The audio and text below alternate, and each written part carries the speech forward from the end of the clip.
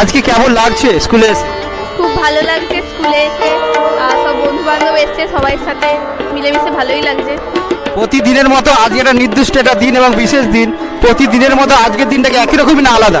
না, অন্য দিনের তুলনায় এটা অত্যন্ত আলাদা, কারণ এমনি তো নর্মাল সবাই যেমন স্কুল আসে, প্র্যাকটিক্যাল হয়, সেটা অন্য, আর এইটা একদম অন্য।